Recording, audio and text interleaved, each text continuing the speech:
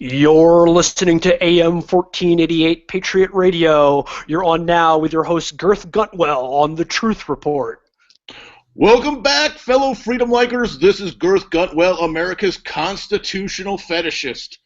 We've got a great show for you today. Former FBI agent and current shopping center security consultant Vandermeer Thurlow will be here to talk about Hillary's emails.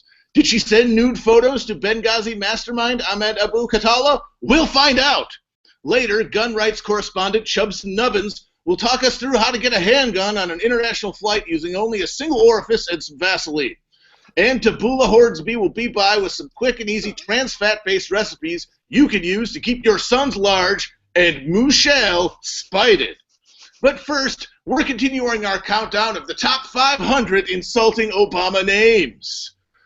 O'Bungler, O'Bungus, O'Buttmunch, O'Buttkiss, O'Buttsmell, O57 States, O'Barfsack, O'Crumbo, O'Cracksmoke, Hip-Hop. It's episode 5, guys. It's episode 5 of the Chapo Trap House. You're not listening to Right Wing Talk Radio. You're listening to us, your friends. We're back again. How are you guys doing? Turgid. I'm all right. Liquid. Yeah, no, actually, we know how Felix is doing, and the answer is not well. One of the curses of the Jewish people's covenant with Abraham is constant gastrointestinal problems. Well, I like to think of him as like one of those opium-addicted Victorian poets who never left their bed because of their myriad maladies. I also hope to die of tuberculosis, just like John Keats. I'll start coughing. I'm suppressing the cough right now. But that was Matt's introduction. By the way, I'm Will Menaker, and again, with me as always is Matt Chrisman and Felix Biederman. That was Matt's introduction to the show, counting down all of the best TCOT Obama names. But right after that, I wanted to read this at the beginning of the show because I think it's a good introduction for a topic that we're going to talk about a little bit later with Carl Bezier. But this is a Free Republic comment that I found this week that I thought was great, and it sounds exactly like what Matt just read. So this is on a Free Republic thread, and the title of the post is 324 Days. So I'm going to read it now. It is 324 days, 5 hours, 41 minutes, 46 seconds until the disgusting, Marxism-loving, arrogant, Christophobic, nefarious, lying, imperious, preening, opportunistic, petty, heinous, haughty, imperialist, vengeful, pathetic, self-centered, constantly golfing, despicable, Che-idolizing, destructive, Islamic, ruthless tragedy celebrating, malevolent, Caucasian-hating, nasty, loathsome, homosexual, Allah-worshipping, failing, patronizing, oligarchist, disastrous, anti-American, sissified, thin-skinned, oppressive, hateful, racist, Muhammad-loving, traitorous, evil, supercilious, angry, incompetent, treasonous, Supreme Court destroying, threatening, middle finger waving, breacher of trust, socialist, petulant, deviant, violence-provoking, constitution-ignoring, malignant, narcissist, noxious, saboteur-in-chief, illegal, hideous, communist, gay, crack-smoking, pernicious, Kenyan, crypto-Muslim, dictator, usurping, so-called president, stompy foot Obama, who is a now confirmed supporter of Islamic terrorists, leaves office. You know, the Islamic terrorist supporting is one thing, but it's really the constant golfing that gets me. That's definitely number one on my list. I really thought it was messed up when he invited the Muslim Brotherhood to golf with him, and they were like, "Do you support Sharia law?" And he was like, "Watch this drive." No, that was, I think that for your public thread, I think they covered everything, and I think Matt covered most of the Obama names. We're going to be talking the coming TCOT revolution, or rebellion against the evil Muslim Marxist government in a little bit. But just to kick things off here, I would like, as usual, to thank you, the listeners, the chapheads, the chapsticks, for continuing to show love on our Twitter feeds and come out. I really appreciate it, all the nice comments we've been getting. And also, we will continue to grow because actually we just got off, all three of us just got off an interview with Sam Reisman, who works for Mediaite. So be on the lookout for a Chapo Trap House profile at Mediaite coming, I think, on Tuesday. So again, We just continue to amass fascination and media attention from all corners. It's because we neg them so savagely. Yes, exactly.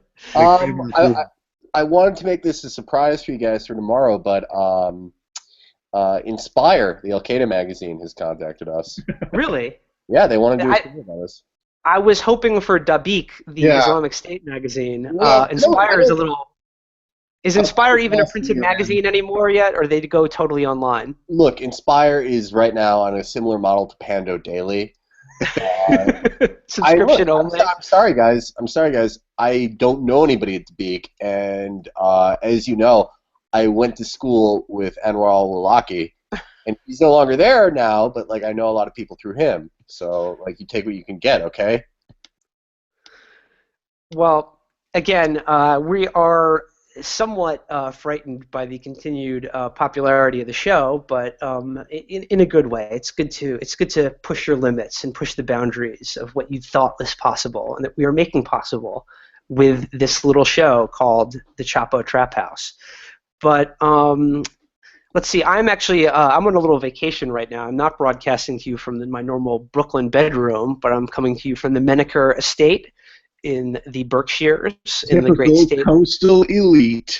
Yes, I'm in the great state of Taxachusetts right now. In a house built. Liberalism, everybody. I'm in a house built with your tax dollars, folks. That's what I'm doing. But in other sort of elitist, smug, limousine liberal news, we had a good week because Felix and I attended the American premiere of Amazon Studios' Catastrophe, starring major Twitter celebrity, not a minor Twitter celebrity, but major Twitter celebrity Rob Delaney. That's right. We had a very good time. We really enjoyed the first 2 episodes of the second season, and Rob personally gave us some chicken fingers and some sliders. I treated myself to 3 sliders. In other news, I cannot digest solid food today. I think these things are probably unrelated. Rob personally placed a chicken tender in my mouth, and he's a very tall guy, so it was easy for him to do that. It was really hot. I can basically last off the memories of that one for about a year. It was at the Crosby Hotel in downtown Manhattan. It was a swanky do. They gave us free Swedish fish and jelly beans before the show, and I think we had too many. Little bit too many. I had a little chubby boy's 2 handfuls of Swedish fish. Yeah, well, I Skyline chili and jerked off, so check. But it was cool.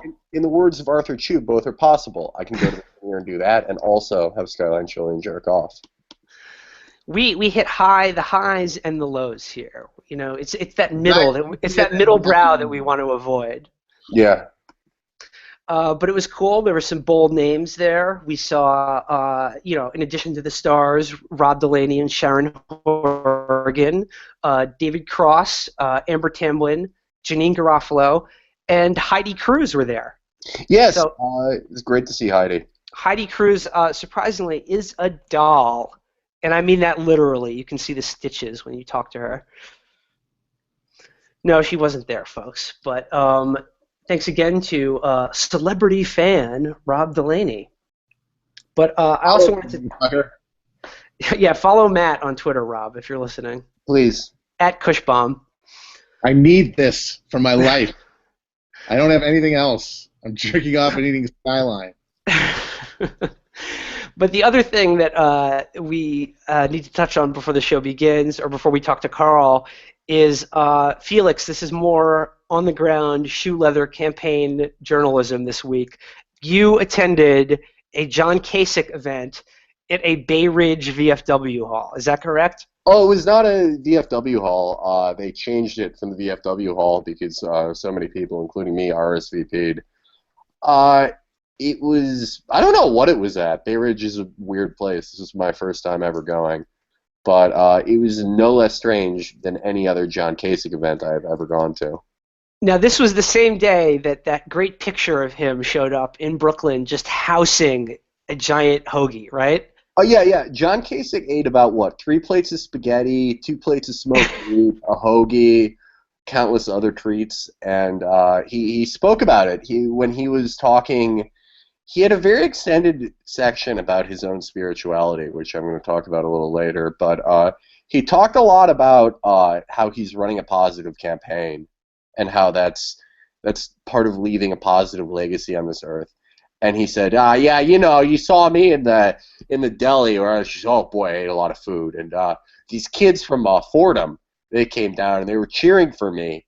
And they're cheering for me because I'm running a positive campaign. They weren't cheering for him because it was like one of those. They probably thought it was one of those man versus food episodes where it's just like some sort of eating challenge at a local deli, and if you can finish 3 pounds of pastrami, you get like the fourth one on the house or something like that. When they set the plate down in front of Kasich, his dicky flapped up like a windshield, just flapped right in his face. Yeah, then a sexy lady walked by and his eyes popped out of his head. And that picture is extraordinary, though. He looks like he's so happy. It looks like he's so happy to just be surrounded by all that great food. I mean, he is, at this point, like mine and Virgil Texas is writing about John Kasich, it's morphed reality to fit our timeline to the point where Kasich has only stayed in this race where he's mathematically doomed to this point to get free food, and boy has he. That mind of him, he looked like the old homeless guy in Groundhog Day when Bill Murray slides his soup over to him and then the food comes and his eyes get really wide. Well, what I wanted to ask you is like, what was the case? Like a Kasich event in Brooklyn, in Bay Ridge, Brooklyn, which is sort of it's more of like the reputation is a more conservative kind of Italian neighborhood. Yeah. Hey, so like, what was the crowd like? What are John Kasich supporters from New York like? This is what's walking here. So when we saw Kasich in New Hampshire, we saw like his core staff, and they're like really good-looking, enthusiastic, Mormon-looking people. And there were some of those there, but I saw a lot of Orthodox Jews there. I saw a lot of like, God, do you remember Patsy Parisi's son on The Sopranos? A lot of guys that looked like that. And that was kind of it. I remember at one point Kasich was talking about Fordham, and he said, do we have any Fordham students in the crowd? And there were a lot of people who went to Fordham. And this is when he was talking about drugs, and he said, you know what? Drugs don't start, stopping drugs doesn't start with me. It starts with you. And he turns to the kids who say they go to Fordham, and he goes, do you go to any parties? And they say, no. He goes, good, couple of nerds. I should introduce you to my daughters. And after like the residual weirdness of this event wears off, he starts talking about how every kid in there who goes to Fordham needs to go to parties and tell people to not do drugs. Everyone wants someone like that at their party. Yeah. Narcs for Kasich. Yeah. After the wildly successful Just Say No campaign, there was. So Montel Williams introduced him, right? Montel Williams is a Kasich supporter. Follows me. Yeah, he was. This is interesting. Isn't Montel Williams also a supporter of medical marijuana, though? I could be wrong about this. Look, there is no consistency. There's no common ideology. There is nothing but just extreme emotion and weirdness that binds together the Kasich coalition. If anything, you join the coalition by being another weird, incoherent man. I think, Matt, you put it the best way I think anyone's ever done about like when you imagine like who is Kasich's core of support, and you describe them as sort of dads who exclusively watch the History Channel and just want a president that they can like look up to and respect because they're sort of another white dad like themselves. But that's just not like a big enough section of the modern Republican Party. Also, the dads who do that, and also the dads who will loiter at a hardware store just looking for someone to talk to, like trying to make eye contact with one of the employees to talk about, the value of a Phillips head versus a flathead screwdriver or something. Talk about grouting. Just for a fleeting moment of human connection in this world. Yeah. People who are really trying to ward off that voice that tells them they're going to die soon. Well, you said Kasich seems to be preoccupied with death. He's already talking about, like, his legacy in the afterlife, right? Oh yeah, this was interesting. So Kasich says, as all religious people do, I'm a really big God guy, and he goes, Big God guy here. Love him. I believe that we're put on this earth with a special purpose, and we have to fulfill that purpose to heal the world, and that's what Montella is doing. By shilling for frickin' payday loans. Yeah, Kasich follows, I think, like a unique brand of religion where Montella is the prophet, and your votes in the Ohio legislature are what you answer for to God, and the best legacy you can leave is running a losing but positive presidential campaign. Well, that makes sense because I think there's a splinter off of Shia Islam that believes that Montel Williams is the hidden imam. Yeah, no, that's what the Houthis follow. And the Saudis have paid $3 billion to Mori to invade Lebanon with them. So, what was their food? What was the spread like at this event? There was no Did they provide snacks? There was no snacks. There was no food. There's never any food at Kasich events because he kept it all for himself. Surely, he's got oilskin lined pockets, and he's got all the food stuck in them. Yeah, he's just pulling out little slices of gabagool throughout the time. But no, the only person that was really great with food was Carly Fiorina. The only time there was food, and that's why she's not. A Kasich thing we went to was at his victory party for his second place victory in New Hampshire, where he had trays of pineapple ranch dressing, crackers, and celery. That's probably why Carly Fiorina isn't in the race anymore, because her campaign was spending lavishly on, like you said, chicken tendies and mozzarella sticks. Yeah. Some good eats at the Carly Fiorina events. Meanwhile, Kasich is siphoning gas to get to the next stop. He's got that hose in his back pocket at all. Yeah, Kasich went up to Marco Rubio and said, "Hey, there's a guy looking for you," and just stuck his hose into the Rubio bus. Sort of a metaphor for the Rubio campaign. So, did Kasich break any news at the event, or was it just more of his weird rambling anecdotes, like you said? No news. His anecdotes were weird as ever. So he wants nerds to date his daughter. He's offering his daughter to like the biggest dork at Fordham, the man who can narc on the most parties. He's like, you will have my daughter's hand in marriage. If you haven't fucked, is Hermit Thrush here? But no, Kasich told a very weird anecdote. He said something like, the audio cut out, but it was like, do you know about Jeff Canada? And I can't imagine that this is a place or a human being. I must have misheard it, but it sounded exactly to my ears like you said Jeff Canada. Jeffrey Canada is actually a real person. He's a charter school guy. He's the Harlem charter school guy. Harlem Children's Zone or whatever it is. Oh my God! All right, so he talks about going to a Jeff Canada thing, and he goes, I saw these African American children, and they were speaking Japanese, and it was because there was a fencing program in Japan, and that just goes to show if you really want something, you'll find out the way to do it.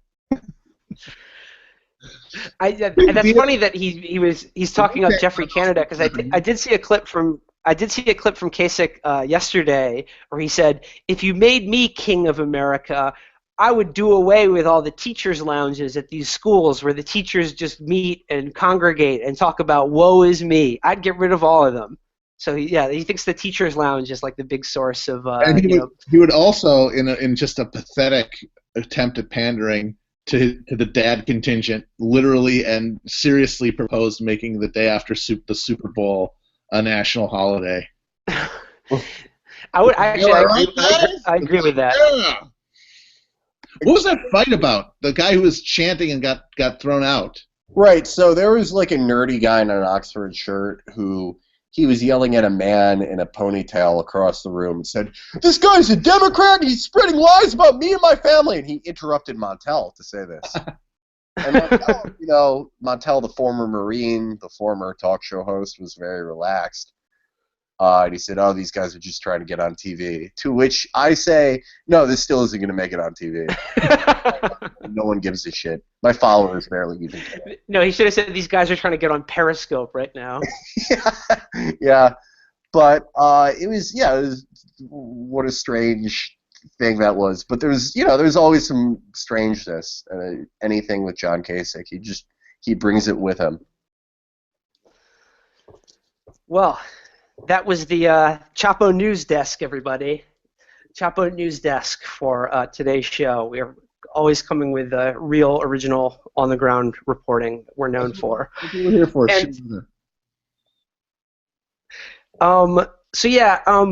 So we're going to have a guest if you're listening to this. And in a little bit, you'll be hearing from Carl Bezier. You know him from Twitter, @Carl Bezier. And if I'm mispronouncing that wrongly now, I will surely correct it later when we talk to him. And just as sort of like a way of introducing that, as I mentioned earlier, the show is growing in popularity, and we're very happy with that.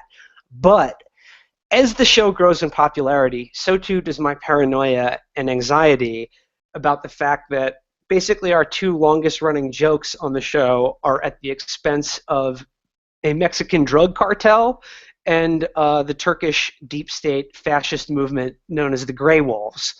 And now, Felix, you did this week. You had everyone throw up the Chapo Grey Wolf sign, and I think about 50 people posted photos of themselves doing it. Can you explain why that's funny? At least 50 people. All right. I mean, I'll explain why we think this is funny. You may not agree, but it's okay. So the Grey Wolves are a ultra nationalist, fascist sort of arm of the deep state in Turkey. They're viciously anti-Kurd, anti-Armenian, anti-anything that isn't Turkish identity.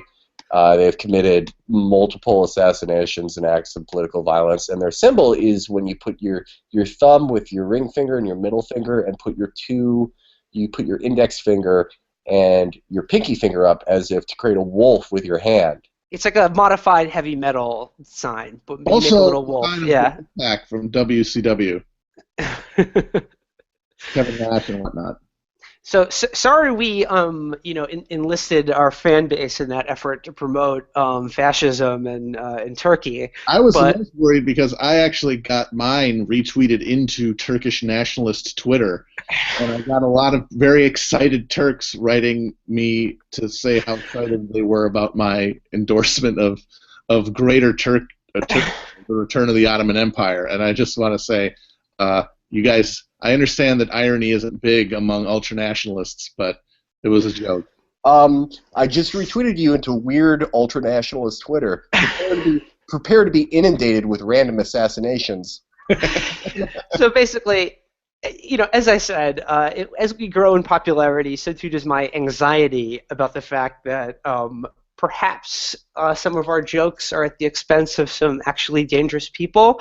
So I'm saying right now, if I get even one halfway serious death threat from either a drug cartel or the Turkish military, there's no more Trap House. Like, get a new host for the show because I am not committed to die for this yet. I mean, obviously, if you listen to the show, you should be prepared to die.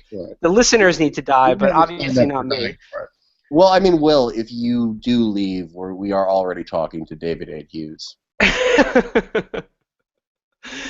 But